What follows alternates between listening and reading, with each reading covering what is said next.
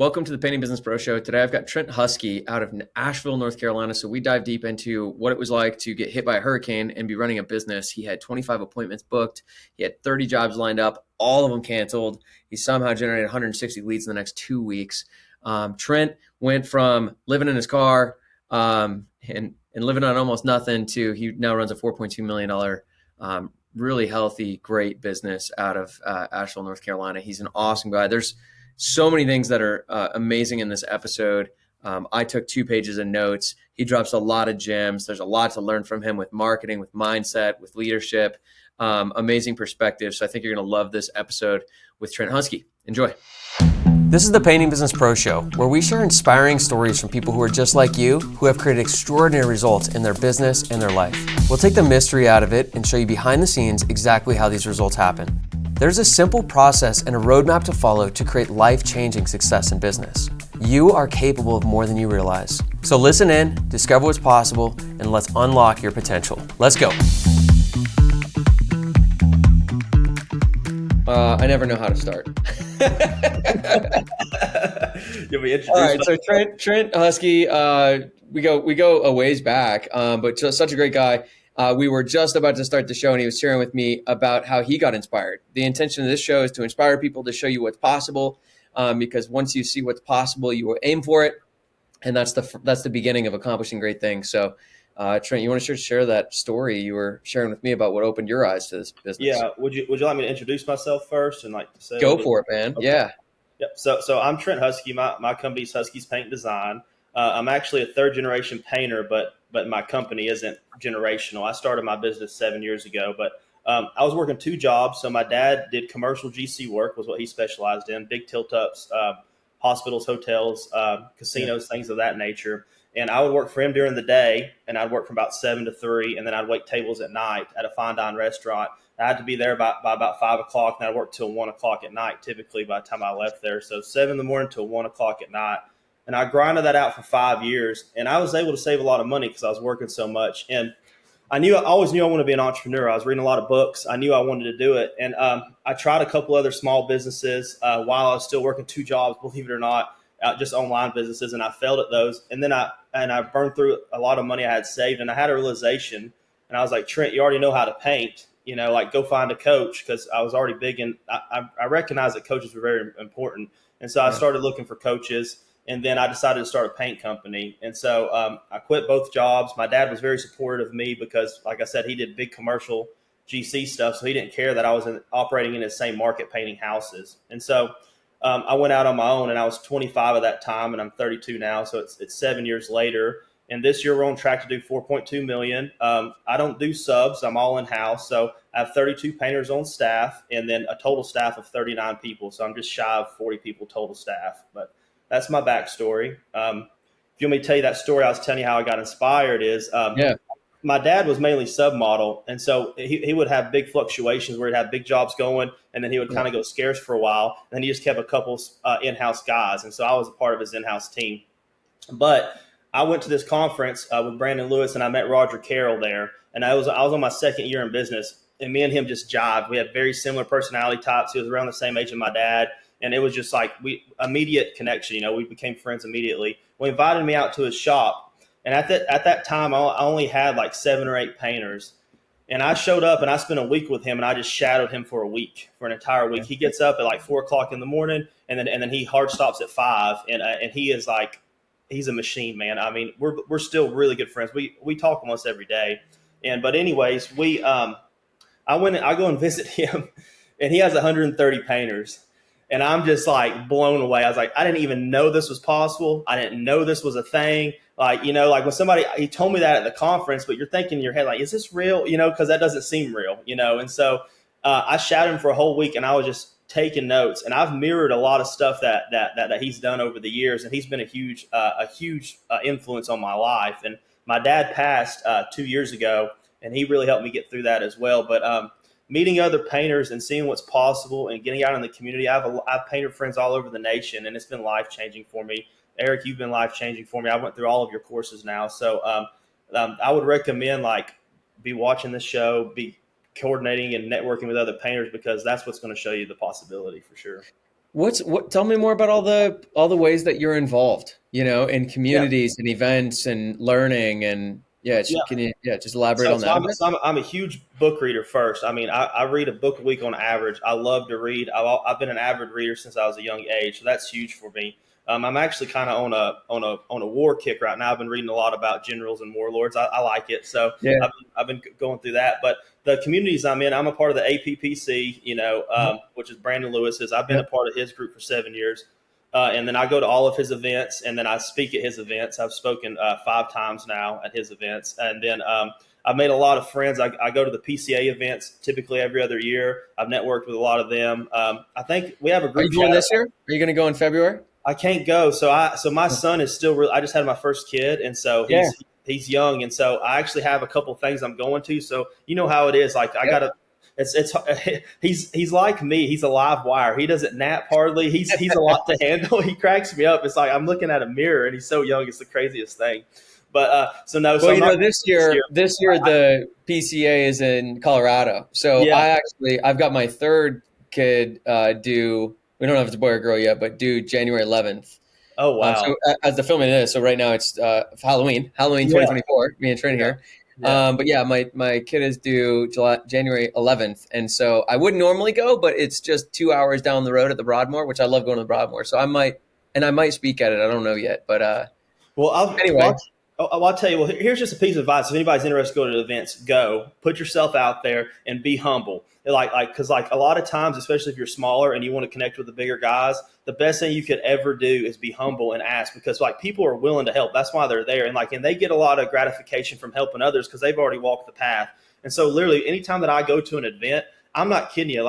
Even when I go to Brandon Lewis's and stuff, and I know a lot of people, there'll be like another 100 people I don't know, and I will shake hands with almost every person. I make a point to try to connect with every person I can see, and it's just like crazy. You just make these connections, and I got friends now going on 6-7 years that of paint contractors all over the nation, and it's been life changing for me. Like when you got a problem, you can pick up the phone. Like, hey, I know so and so out in Texas. He specializes in floor coatings. I got a problem. You just pick up the phone and call a friend that owns a paint. It's a powerful thing. So you definitely need to participate in the community of painters. It will blow your mind. I mean, there is some top talent out there that is just mind boggling. I mean, you're talking hardcore A players. I mean, there's a lot of small guys, but there's some guys that's really taking markets right now, and it's really exciting to be in the paint can you give industry. some examples of what some of those people who've inspired you?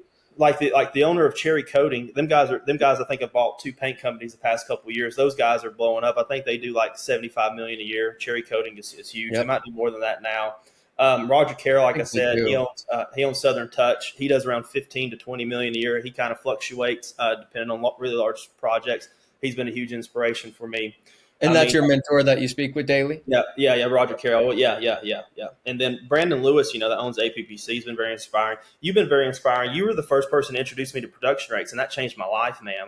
Yeah. I created Excel spreadsheets off the stuff you talk about, but I never even knew about production rates. I mean, can you imagine being a job without production rates? I mean, you know what I mean? So no, I've had so much help. I can't even begin to describe to you the help that's been given to me. But I think that it's because you join these associations, you buy the courses, you invest in yourself, and your business will never outgrow your own personal self development. Hey So man, preaching to the choir, man. You're the key value creator you are the value creator in your business. And yeah, if you're not investing heavily in you, and so I think there's no surprise.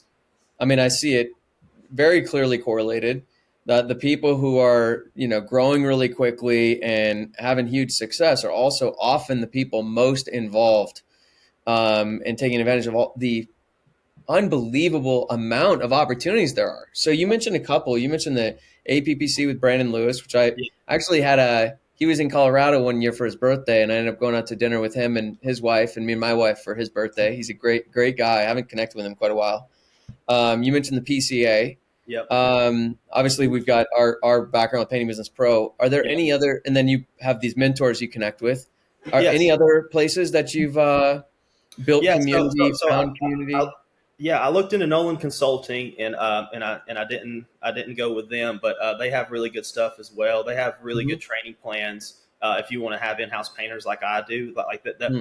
if you want to learn how to train painters, I know that they're really good. But like even like another, I got like other friends. Like I got Fitzpatrick Painting. I know all of those guys really well, and they're a huge outfit. I mean, they're rapidly they're trying to excel to 30 million, and those guys are top notch. I mean, it's just getting you to these events and meeting people. I mean, that's the real value, you know. And then And where did you meet the Fitzpatrick people you just mentioned? I met them at Brandon Lewis's event. Okay. He had two of his people there. One is the director of operations, and the other is the director of marketing. He had both in there, and I really hit it off with them. I want to go visit them. I mean, if you look them up, you should see their shop. I mean, it's crazy. I mean, it's really they're really killing it. I mean, there's a lot. I mean, you know a lot of people too. I mean, I don't have to tell you anything. There's guys just absolutely crushing it right now in the painting world.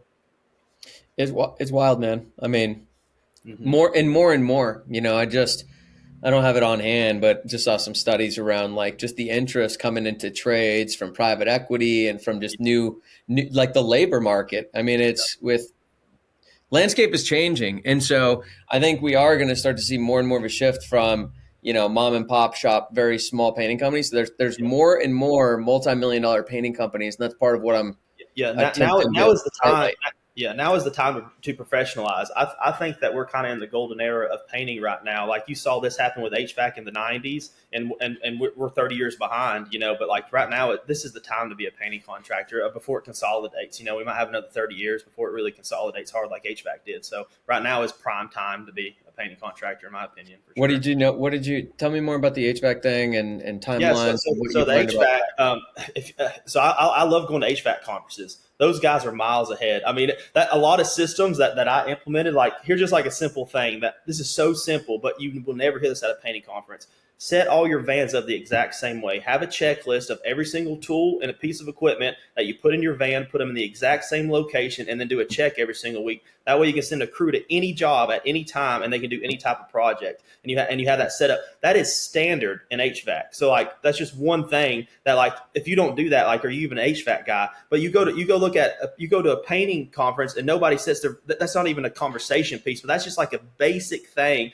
that is standardized across their industry. So HVAC, they started standardizing their industry like in the '90s really hard, where like it started switching from mom and pops to where it started becoming really big HVAC companies. And over the past 30 years, there's been huge consolidation where there's HVAC companies that are doing hundreds of millions of dollars. And so you're starting to see this come across in other trades now, where people are mimicking that consolidation of HVAC, and it's starting to leak into other trades now, where a lot of consolidation and buying up is happening. Very cool, man. Well, Trent, tell us more about your business, man. So you're doing 4.2 million, 32 painters, and that's all. You're an entirely employee-based Yes. shop, right? Yes, yeah. I really like to have more control. So that's the reason why I went with the employee route. I like to have a lot more control over all of. Where are you based again? Yeah, I'm just outside of Asheville, North Carolina, is where I'm at. Yeah. All right. Well, I have to ask, like, how has the recent hurricane changed things for you?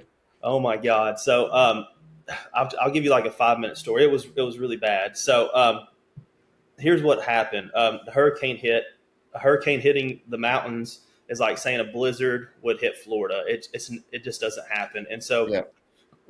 it was really bad. They're still finding a lot of bodies. A lot of homes were destroyed. But the nation really came to us. I mean, it was so much private businesses and private people that really got us out of it. They did a lot more for us than the government did. But business wise, we had about 25 appointments scheduled for both my estimators. All of those canceled. Then the phone stopped ringing. Then after that, we had about 30 jobs pushed back, and I had to refund a bunch of deposits.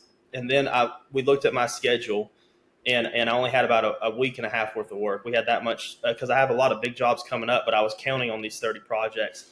And so I sat there, and I was like, oh shit, okay. And I was kind of in a desperation mode for about 15 minutes, but I'm really big on mindset and affirmations, and excuse my language, but I literally said to myself, I said, Trent, who the fuck do you think you are? You're going to solve this. And so for 2 weeks, I'm not kidding when I tell you this, I only slept about 4 hours a night, but I was literally like a madman on marketing. And I put out like 500 yard signs. I sent out 25,000 postcards. I redid all my Facebook advertising, and I ramped that up. I cold called and emailed and texted my entire client list. I redid my newsletter, and I went from the phone not ringing and all these jobs canceling, and I started up 160 leads in 2 weeks. And it was mind boggling. My team, like, because I had to tell them what happened. I have a big team meeting every Friday, and I told them, I said, I don't know what's going to happen, guys. I said, but I'm going to work myself hard these next couple weeks, and I'm going to figure it out for us. This has been 3 weeks, 3.5 weeks now, and we've sold close to $400,000 in 3.5 weeks. And I was able to get our production schedule back where it needed to be. But it was the hardest thing I ever went through business wise. I mean, I just buckled in. And I just marketed my ass off. And the reason why I was working so late is because I would work all day marketing, and then at nighttime I was putting out yard signs so I could get yard signs. But that was so hard to do because you don't know which areas are affected and which are not affected. So you're driving around trying to find little nooks of areas that weren't affected by the hurricane and get yard signs around there. And they got to be affluent, So it was like a lot of mapping and driving, and it was crazy, to be honest with you. I've never been through anything like that, but it would have wiped me out, and I would have had to lay everybody off if I didn't take the immense action that I did. Man, there's such a good lesson in there for anyone listening. Trent, I don't know if you've seen comments, but like one of the most common questions people have that I wasn't covering on the early shows is like, how do you do your marketing? And the lesson that I just want to underline of what you did was like volume. Like. Yeah. I had someone, that's one of the things I promote for someone who's just starting. I'm like, you need things that guarantee results and get them quickly. And like lawn signs works.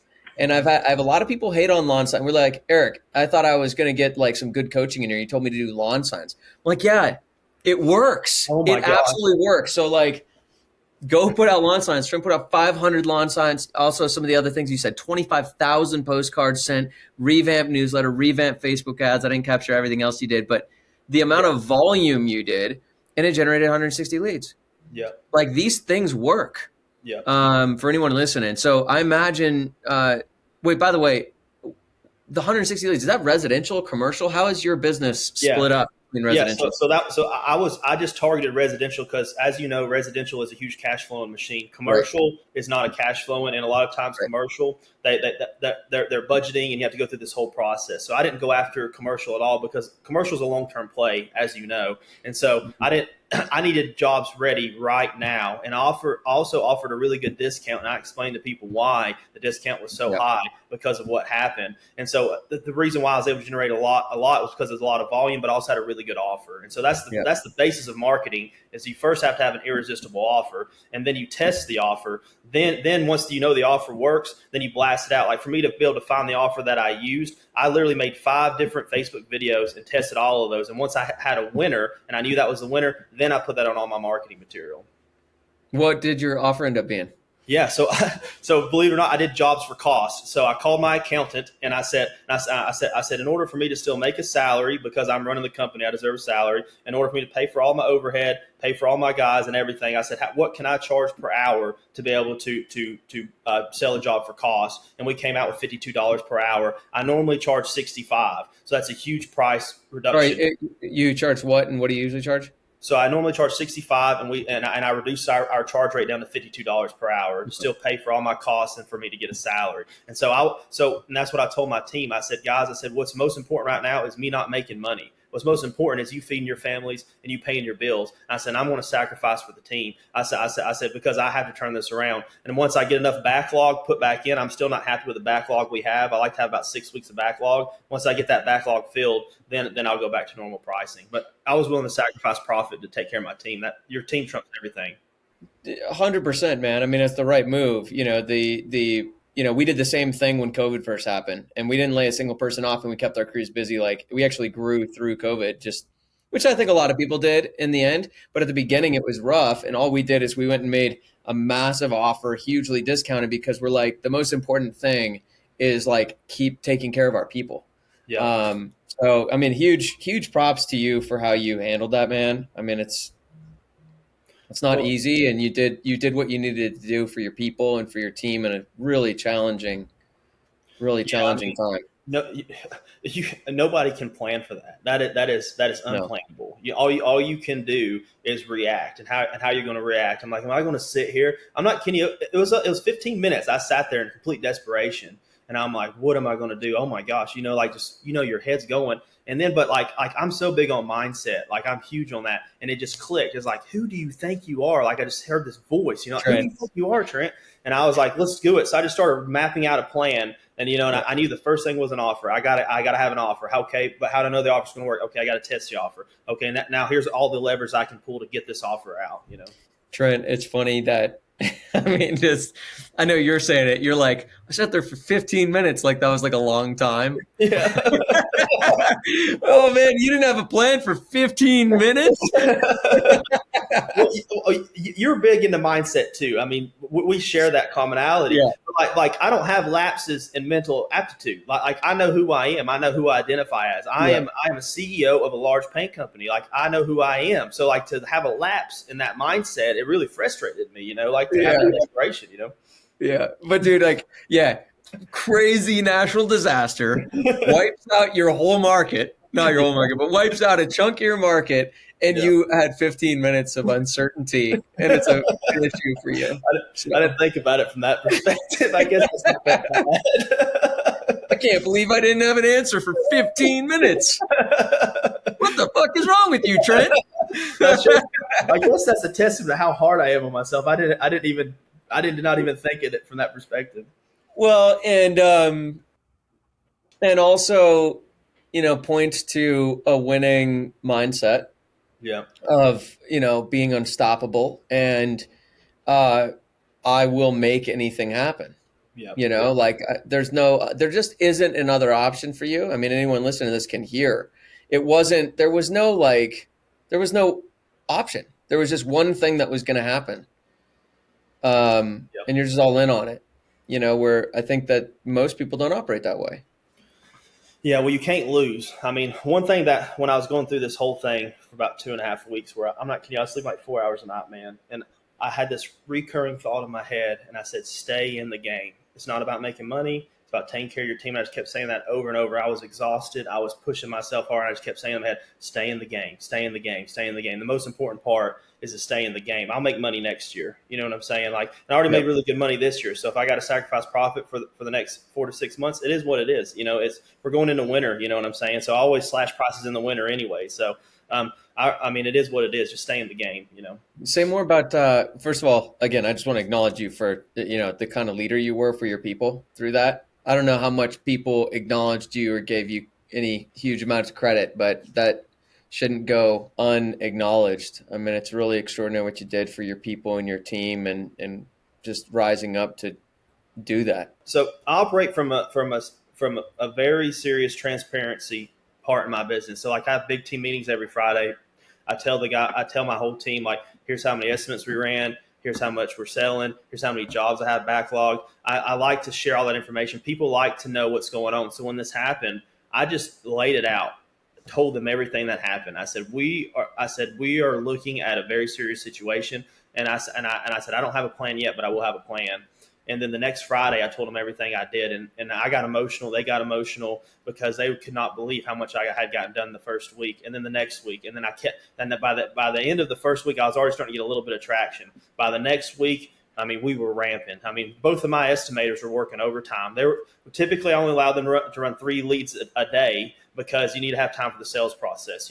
They were both running 5 to 6 proposals a day. I'm not kidding you. They were jamming out like 30 a week. And then I'm doing all the marketing, so I wasn't running any jobs. But we were going over like estimates and stuff. So we even had some really big stuff that I review sometimes. I mean, it's like 10 o'clock at night, and I'm on the phone with my estimators, and we're going over jobs. I mean, we grinded for 2 weeks. I'm not kidding you. I mean, the whole team corralled together, and I mean, and then you got to think too. My production schedule was so bad. This is just like one little thing that we have. And this is our weekly schedule where like all of our crews are going. And so like every morning when I'm here in the office, I'm reviewing it. So if you can imagine, my production schedule's in sham. So I'm here in the morning and I'm shuffling all these guys. This crew's going here. This crew's going here. I'm combining this crew. So like in the mornings, I'm helping the production team, and we're running that out. Then throughout the rest of the day, marketing my ass off. Then at the end of the night, I'm helping out my estimators. Then I'm going and hitting the road, and I'm putting out yard signs. I mean, it was the craziest thing I've ever been through. I mean, but it all worked out. I mean, I'm so thankful that it all worked out. I was really scared.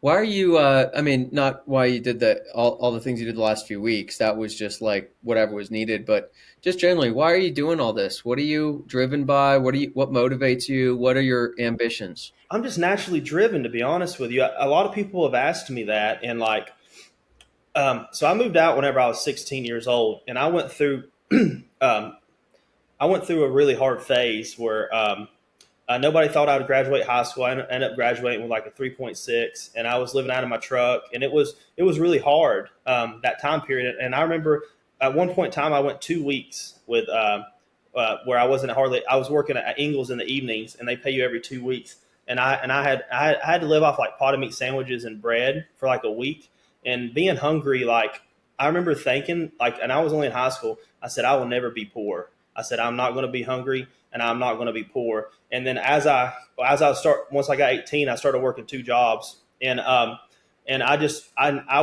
knew I would never go without money. I said, there's two ways to live. I can live in scarcity. I said, or I can live in abundance. And I decided at a young age that I was going to live in abundance. I want to have capital. I like to help people. I give a lot of money. I help my employees tremendously. I don't like thinking about stuff I need to buy. I want to make a lot of money, and I love to work. Like I'm very high energy, and I get up really early, and I love to work and produce. I'm just a producer, and I love it. And I love being able to help people. Like when my father passed, I helped my mom and both my brother's kids. I helped my grandparents. I take care of my wife and family. My wife doesn't have to work. I like providing for the people that I love, and they don't have to worry because Trent's got them. You know what I mean? Like Trent's going to put the work in. You know.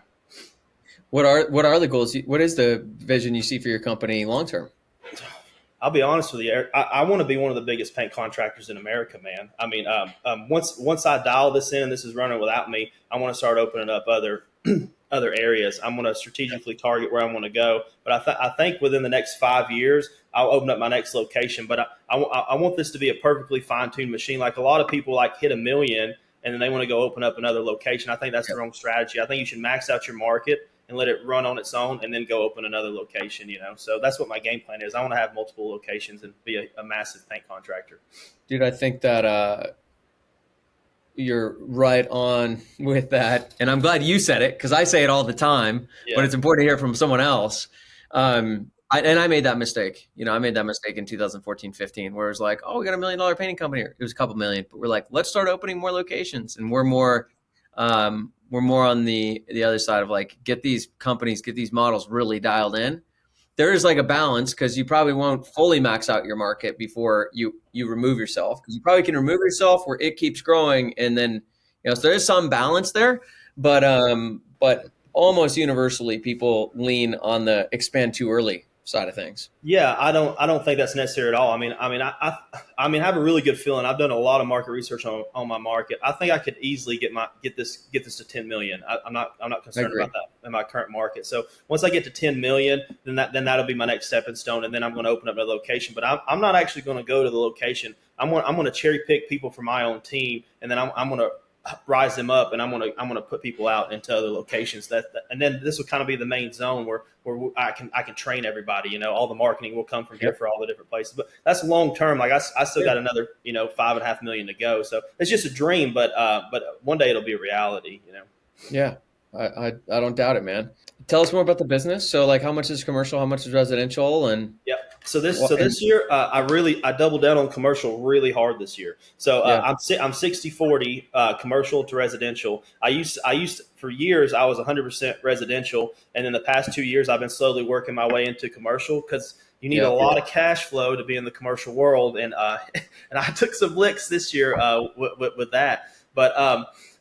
So yeah, I'm 60% commercial, 40% residential, but I love the commercial market. But I love residential too because it's a cash flow machine. Like you finish a job, it sits on your AR for 2 weeks max, and that's really long for a residential job to sit on your AR that long. So like I love residential because it just produces so much cash flow. It has high gross profit margins. I love it. So I love doing both. I wouldn't want to just only do commercial or just only do residential. I love being in both arenas. I really like it.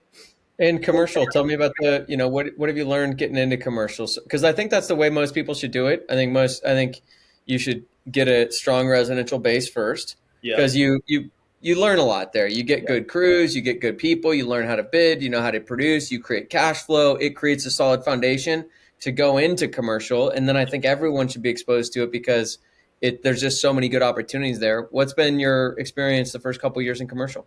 Yeah, so I've definitely took some licks. So the biggest thing with commercial is that they a lot of them say they net 30 you, but that's not always the case. You could be waiting 60, 90 days to get paid, depending on how it goes. So you're going to wait for payments for a long time, and that's normal in the commercial world. Another thing is that you have to have big safety programs in place. You got to be reputable. You got to be able to meet timelines, meet budgets. It's a totally different sales process. So like it's a long term sale. The marketing is entirely different. It's a totally different business model, but I love it. I mean, if you can put 5 guys on a project, like I just finished a massive nursing home that I had 8 guys there for almost 8 months, and so like that's powerful. You know what I'm saying? It was the whole inside and outside. I mean, it was a massive nursing home. How big was the project? That project was $850,000 job, so it was a big job. And then I had a casino expansion project that we just wrapped up on as well. Have a big parking garage we just got done with. Painted several hotels this year. Painted a lot of small commercial buildings, a lot of retail offices, a lot of tilt ups. I love the commercial world. They're not the clients that you deal with are way better to deal with than homeowners, because when somebody's living in a home, they're very partial to it. They're very emotional. It's their home. We're like a commercial client. They just work there. They want a good quality job. They want to look good to their boss. They want to make sure you work around their schedules. You know, that there's things that they're looking for, and they're much easier to work with. And then also you get a lot of repeat business with commercial clients, where like you get repeat and referrals from residential, but it's not the same capacity that you get from like a property manager or something. So it's a way more stable business. But if you don't have the capital, it'll bankrupt you. You know what I'm saying? So you have to be in a position of where you can handle those type of capital expenditures while you're waiting to get paid. But I think that it insulates you, because then your business becomes more protected, because you have a lot of relationships. You know. What type of commercial work are you doing? It sounds like you're doing a little bit of all of it. You know, so and just for anyone who's listening, Scott and I put together like this commercial painting course, and we kind of bunched up different commercial work into categories. So we say, hey, there's commercial repaint. Sounds like you've done some of those between the hotels or maybe the nursing home, but then you've got GC work, which could be ground up, or it could be renovations and remodels. Then you got like industrial stuff, which you could include some of the warehouse facilities, even tilt ups in that, depending on like the scope of it. And then you've got government work, public work, prevailing wage, and all that stuff. So you got kind of these 4 categories. It sounds like you're doing at least 2 or 3 of those, but what? Yeah, so I do light industrial. I want to get more into industrial, because I think if you know anything about industrial, the margins are crazy on industrial painting. I mean, I definitely want to get into industrial, but it's this whole other thing. Like you have to become an expert at coatings. Like it's a totally different level industrial is. But I do light industrial. Coatings more than painting. Yeah, exactly. Measuring how thick it lays on, and cure times and temperatures. I mean, there's a lot of paperwork. Yes, it's its own monster. I wouldn't advise anybody going to that. That's something that you just dip your toe in and you just slowly work your way into it. That's a totally different vertical. But I do want to get into it. But I do light industrial though. But I do GC work. How do you distinguish between light and heavy industrial? Yeah, so I painted a lot of pipes and stuff like that, you know. But whenever you start getting into heavy industrial, that's whenever like I forget the names of it, but that they have different levels of prep that are involved for metal, and then you have to do like sandblasting and all this different stuff where you're actually prepping the metal. I consider that more heavy duty, you know, industrial. That's really what industrial is. And then you have to have all these types of warranties that go along because they're protecting their equipment. We don't do like any type of equipment stuff, but we've done a decent amount of pipes. We've done a lot of dry fall. We've done a lot of warehouses. We've done some floor coatings. So just very light industrial in that. And we've done some dry fall too. So there's definitely a difference between. It's totally different thing. Yeah. Okay. Painting a warehouse and painting, big tanks, tanker stuff is a totally different thing. Yeah. And then it sounds like you've done some work with GCs. Yes. Yeah. So a lot of people like to hate on the GC world, but I think it's very powerful. The hardest part about GCs is phasing jobs and knowing how to run a job. And so like they always expect the painter to save the day because all the other trades mess up, and they'll expect you to mobilize. And then if you have to throw a bunch of guys on it, you have to the only reason why I feel confident in GC is because my dad did it for so long, and I grew up in that world, and it's a Yeah. hard world. I mean, these guys, I mean, these guys are tough men, and they'll push you around if you let them. And so the GC world's very hard to make money in if you can't run a job correctly. And so it's very difficult. But if you get into some good niches and you get in with a good GC, a lot of times they're willing to pay higher for you Yeah. if you're pumping out jobs for them. But like to get your foot in the door, you are going to have to come in at a lower price to develop the relationship. But then as you work through that, you're able to get your normal margins. It's a long-term play. The GC world's very tough, and you're going to take a lot of licks in the GC world. But once you get it dialed in, it's a very powerful thing because that GC is going to use you over and over and over and over if you're his painter, so it's very powerful.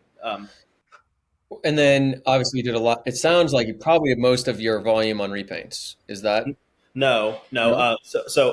Was the nursing home a repaint? No, so the nursing home was a GC job, and then but I do a lot of commercial repaints. Like I've done several hotels. I mean, I've done a lot of commercial repaints. I would say in my commercial, it's about 50-50. It's about 50% repaints and 50% GC. I'd say it's about pretty even spread. Okay. Yeah. Okay. Got But it. the good thing about GC work though is that these GCs have built other buildings. So like if you're in with a GC and then the person they built the building for, that owner calls them, they'll refer you. You'll get a lot of repaint works off of actually dealing with GCs, believe it or not. I mean, we got a lot of GC referrals, which is very powerful as well. That's great, man. Yeah. So you're 2 years into doing commercial, and I think you're unique. I think for most people, it'd be a lot to bite off to try and go and pursue, like, already have residential and then launch into GC and repaint, because those are two different worlds too. But like you said, you've got a background in that. Yeah. So anyways, 2 years in, like how much revenue have you done on commercial 2 years into it? Oh, over the course of the past 2 years. Yeah. Because that's about when you launched it, like really intentionally got into it, right? I mean, well, this year, I mean, I'm going to do probably like close to 2.5, maybe 2.7, and then last year I know I did well over $1 million. So I'd say like 3.5 million if I had to guess. I'd have to look at my numbers to be precise. And who's doing the sales for these projects? Yeah, so I have two estimators on staff, but they only bid repaints. So the actual blueprints is I bid the blueprints still. So I don't have a guy in house for blueprints yet. I just block out time every week, and then just one day a week I bid blueprints. And you said the estimators do the repaints, you do the prints? Yeah. Okay. Yeah. And then, so that's about half. So, you've been won 1.8 million ish, GC work. They've won 1.8 million ish in repaint work, which is great. How are you generating the business, the leads? What are you doing for marketing on the commercial side of things? On the commercial side, so yeah. So commercial is really hard to market for. So, because it's so.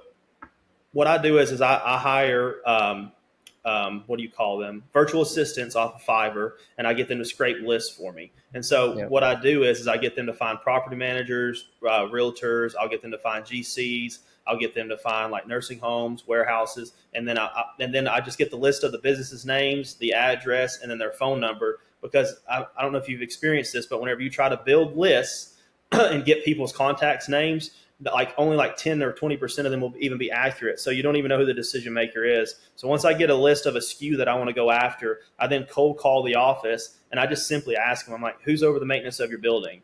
I just straight up ask them. And you would not believe how many times people just say, oh yeah, that's so-and-so. And then they give you their name. And so then but then a lot of times they'll ask you why. And then you say, I'm just casual about it. I'm like, I'm an owner of a paint company, or I use this one a lot. I say, my boss threw this on my desk. I just need to know who it is. And then a lot of times they'll feel bad for you. And then they'll give you the name. All I need is the name. I don't need their phone number, nothing. I just need a name. So then once I work my way through that list, it's a grind, man. It's a lot. It's very time consuming. You're calling, you're doing a lot of rejection. You just work your way through your list. But then once you get the names, then I have these packets that I mail out, and I mail out packets every single month to this list. And then as people respond back to me, I put my personal cell phone number on the packets because I want them to deal with me directly, owner to them. And then I have an app called Dex, and Dex allows you to categorize contacts. And so then I'll categorize my contacts. I'll call them business connections. And then as I'm collecting people to be connected with, I take them off that mailing list. I put them into Dex. And then once every 2 weeks, I just shoot them a little text just to check in with them. It's super casual, just to maintain the relationship. And then I just keep stacking people. Like I think I got like a little over 200 people now that I've acquired and business connections, which is very powerful in the market. Yeah. I love it all, dude. I love It's your a grind. It is such a grind. It's a long term play, man. Like it's a grind. Just perspective wise, when you say, man, commercial marketing is hard, I only generated 3.6 million in the first 2 years. It's but it was so much Most work. people, Trent, most people listening are like, what the fuck? You know? And I think the lesson for anyone to take though is like, first, Trent's, super ambitious, normalize big goals, but also you take massive action. Yeah, Like yeah, you just take you take massive action. There's nothing like, Trent, everybody gets frustrated, not frustrated. Everybody wants to know. So I've been asking all the time, how do you do your marketing? Like, where do you get all your business? People are yeah, like, hey, that's great. He's doing 3 million. How does he get the business? And the reason I never used to ask is because it's never a satisfying answer. It's stuff that everyone knows. There's no secrets. There's nothing special and fancy. What you just said is basically I cold call businesses until I get you grind it out, I send 25,000 postcards out. I go in the middle of the night and drop 500 lawn signs in 2 weeks. I mean, it's not marketing is not about the right thing. It's about persistence, like cracking the code a little bit on it. Like you figured out the offer for the postcards, you figure out how you get the name. Oh, my boss does this on my desk. But at the end of the day, it's really like you just gotta execute, and yeah. obviously you're a huge executor. And I think because like I said, I have a lot of paint owner friends, and like a lot of people struggle with marketing because they don't get immediate results. Like postcards, for instance. Postcards is all about consistency. That trumps everything. And then you have to track it in a weird way to make sure that it's working. But it's also volume. And I will talk to people and they're like, "Oh, that doesn't work." I'm like, "Well, how much volume did you do? What was your offer? Did you test your offer? How often are you doing it? What's your frequency?" And then you can easily pick it apart and see why they're failing. It's because they either have Yep. low frequency, low volume, or bad offer. If you have high frequency, high volume, and a great offer, you'll win. I sent 1,000 postcards last month and I didn't get anything. Yeah, no wonder. The average response rate on a postcard is like 0.002 to 0.004. It's crazy low response rates. You got to have volume.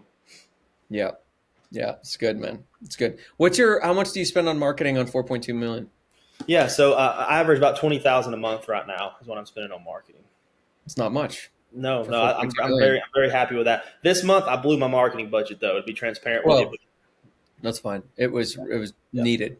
yeah, But and that's not where most of the business came from, because if you were doing 4.2 million, you were already doing about $80,000 a week, yeah, and you're still doing about 80,000 a week, but you had to spend more. It's kind of like people, if you want to make it through the slow season, like Trent said earlier, slash your prices, spend more money. yeah, Like there's less demand. So, the supply is the same, the demand is less. Like you have to bring your price down and you got to yeah, spend more on marketing when it's slower. Or if there's during COVID, we had to spend yeah. more and bring our prices down. So that's part of yeah. And I'll give you here's a perfect example of why you should test your messages. Okay, so I had two ads. One of them kind of worked, and then one of them didn't. One of them said 20% off, and I was getting a little bit of traction. The other one said jobs for cost, get 20% off. So we're giving the same exact dollar amount off, but because I changed the language, that other one outperformed it 20-fold. So like the importance of testing your message is vital. You could just have a couple words and that's the difference in a killer campaign and one that's mediocre. So like definitely you have to test your message to make sure your offer works. That's vital.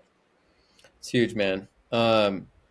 So let's talk more about that marketing. So the 240, what is your main marketing look like? What are all the things you're spending on a typical month? Like Yeah. typically, what are you spending money on? Yeah. So I spend about $8,000 on postcards. I spend another $8,000 on Facebook. Those are my two heavy hitters by far. Facebook, and then I spend another. No, let me think. Nope.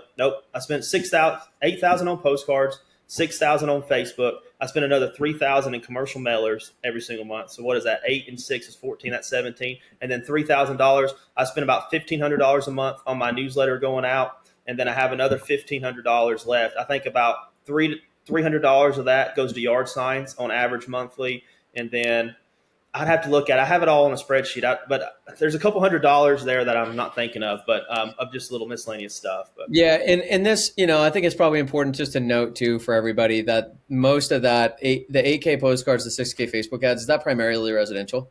yes, that's residential. All That's right. all And residential. then you've got your newsletter, which is just to everybody, right? Yep. Yeah, so that's just across the board. So the 14K a month is postcards on Facebook, which quick math is like $168,000 a year, and on residential, and your residential is going to be about 1.5 million, give or take. So you're around 10% cost of marketing with Yeah. postcards, Facebook. Which Yeah. one's cheaper for you? Which one generates a better return? Facebook, man. Oh my gosh. Like Facebook is really hard to figure out because you have what you call attrition. So you have to watch it. I mean, very frequently, and you have to test a lot. And then, but if anybody wants to know the secret of Facebook, don't make professional ads. Put your phone up in your face and make an ad and be on a job site. That kills it, man. Unprofessional ads kill it. Like don't go hire some expensive guy to make your ads. Like be walking on a job site, have a really good offer, and keep it less than a minute, and be moving fast, and you'll get some good ads. But like that's the secret sauce to Facebook, and that took me forever to crack that. Like I was like hiring people, fancy ads, like it just not performing. And you spend all this money on this production crew. It's like people resonate with people. They buy from people. If you're personal and you're coming off that way and you're advertising and you have a really good offer, you'll get a lot of people. But Facebook has been just absolutely killing it for me. I love Facebook. I mean, it's a big lever to pull. And then, so, around 10%. So postcards. So it doesn't sound like postcards are like highly effective. Why are you doing them if So yeah, if the return on there? So what I did was because postcards are really hard to track. Because here's what people do is that they get your postcard, they look you up online, and then they'll call off your Google listing or they'll call off your website. So it's really hard to track. Well, what I did was I tested it and I said, okay, I'm not going to send out postcards for 4 months. I did this last year. Our call volume dropped by 30%. So I said, okay.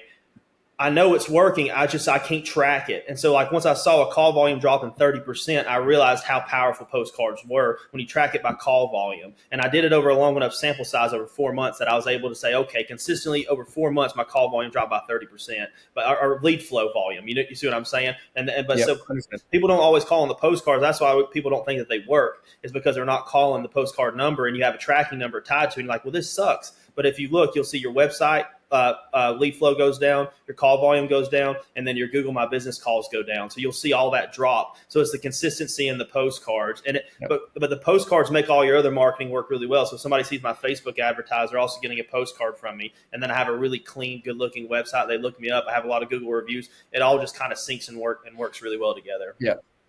Yeah, so you've got yourself about a $1.5 million residential business, spending about $170,000 a year on marketing. Well, I would say I'm closer to 2 million in residential because maybe like 1.8. I would say probably 1.8. Yeah. Okay, 1.8, and then the other 2.5 or so is commercial, and on that 2.5, the remaining ad spend is only $6K a month, but some of that is shared between residential and commercial. So you're looking at like $60K ad spend, marketing spend on commercial. For 2 point something million, because it's what you're paying for there is labor, right? So right now it's Trent, it's you, and then your estimators, I imagine, are calling on property managers and things like that. No, so I just want I know my estimators do not have to provide leads. All I want them to do is just I'll provide the leads, you run the quotes and make the sale. But that's all I want them focused on. They don't do any production stuff, nothing. Just sell jobs. That's all I want them focused on. Got it. So, so that's you doing all that labor right now on generating all the commercial marketing. Yes, yeah, I do it, and eventually, so I have like a production manager, I have multiple field supervisors, I have multiple estimators, I have an office manager. But whenever it comes to the actual marketing, I own that role. So I had a mindset shift about 2 years ago, and I realized that the most important thing a CEO can do that trumps any other thing you can do is marketing, because if you're getting so many leads that you're overwhelming your sales team, like, oh my gosh, I need to get another estimator. Oh, I need to get more painters. Oh, I need to expand over here. I need to do this, because you're coming from, it puts you in abundance mindset, because you're just getting so many leads that it's easy to make moves. It's easy to grow. But if you're not getting leads, you're not even thinking about growth. You're thinking about survival, and leads feed the whole machine after. So once I realize that, it keeps me in a constant abundant mindset, because I'm pulling so many leads. And so mastering marketing trumps everything. So that's one reason why it doesn't bother me to still do it, because I'm a master of marketing. It took me years of discipline, but lead flow is the most important thing you can focus on as a business owner. Yep, absolutely. I mean, the business can't ever grow beyond the marketing constraint. Yeah. Like if you only get 20 estimates a week, you can't sell more than 20 jobs in a week. Exactly. Probably not going to sell 20 either. Yeah. But that's how much how much time per week is that commercial marketing for you? Is that like a full-time role essentially right now? No, it's not full time at all for me. So to be transparent with you, I work a lot of hours, but I love to work. I don't need to work as many hours as I do. I love what I do, but I would say that all my marketing work on an average week is about 20 hours a week, I'd say. Okay. Yeah. So even if you were to hire that away to someone for, $35,000, $40,000 a year, whatever, let's just call it 40,000 for easy math, then that would still be incredibly cheap cost of marketing on the commercial work, because and it should be. And by the way, that if you stopped marketing after this year, you would still do commercial work, because you're landing relationships where the lifetime value of those relationships takes years to pay off and hopefully never stops. Yeah. So over time, that marketing cost drives down. Exactly. And that's important, because you're going to have lower gross profit margins on the commercial work. Exactly. You hit it 100%. That's exactly why.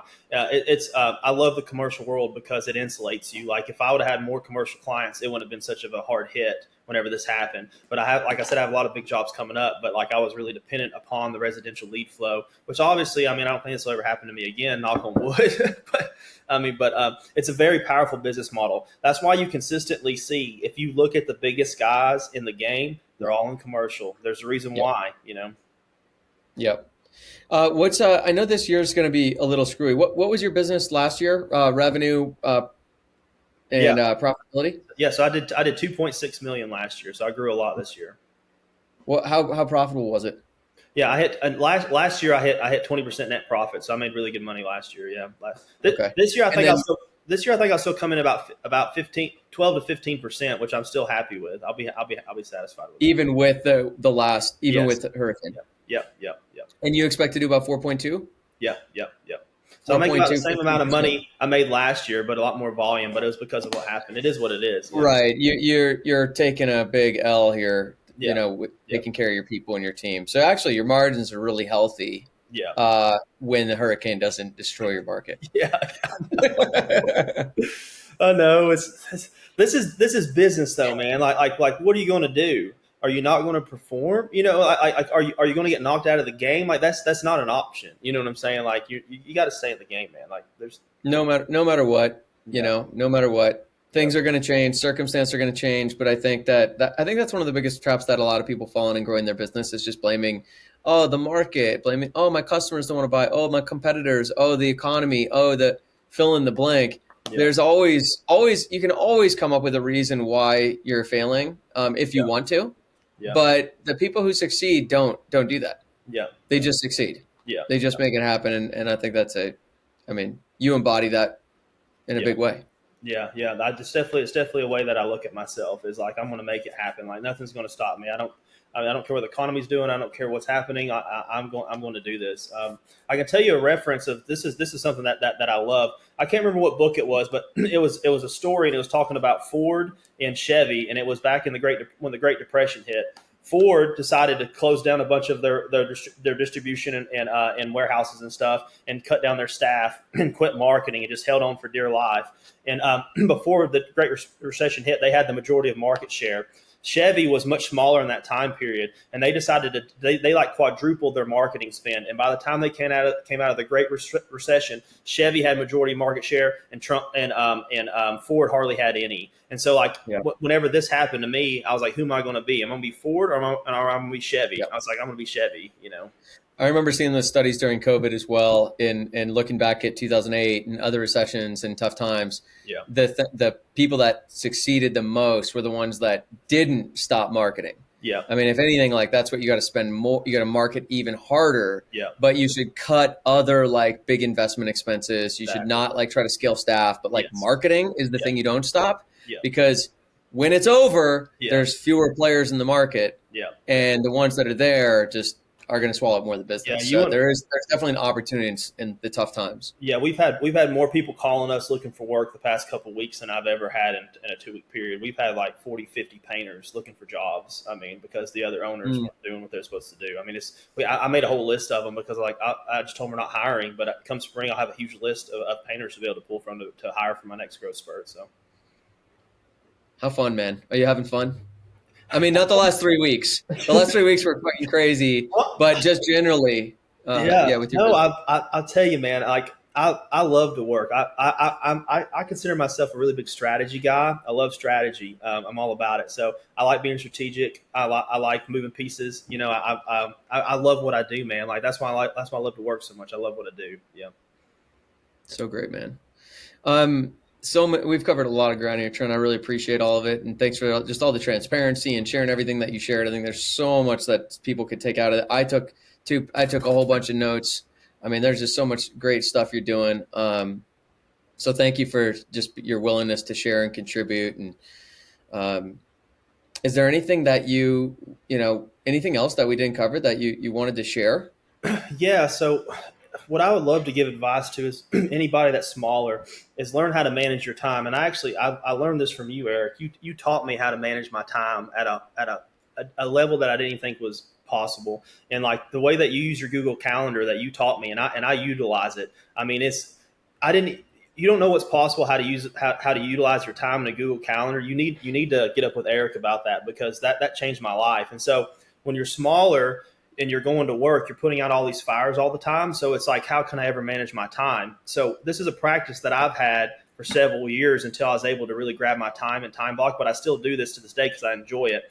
But show up to your office, or if you don't have an office, get up early, an hour to two before all of your people start coming in, and you start having to put out those fires and deal with that chaos, and work on your business in the morning when nobody's calling you, when your phone's not ringing, when you're not putting out fires. Because if you try to work on your business in the evening, you're drained. You try to do it in the middle of the day and you're putting out fires, you're drained. You're getting distracted. They say that if you start a task and get distracted, that it takes almost 5 times longer to finish the task. So I get up at 4 in the mornings. I'm here at the shop by 5. My guys don't roll until 7. I have 2 hours of pure silence a day, every day. And you would not believe the work you can get done when you're silent and not disturbed. It is mind-boggling how much work you can get done. And learn how to manage your time. Like if you can control your time, you will be a force to be reckoned with.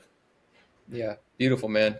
Well said. And that also just makes me so happy to hear that you're using that, and that it's making a huge difference. I mean, I know it does, but that's music to my ears, man. Yeah. And I will second that. You know, when you start those big projects before anything else, holy moly, I surprise myself still to this day, like how much I can get done in 2 hours undistracted. It's crazy. Yeah. It's wild. It really is.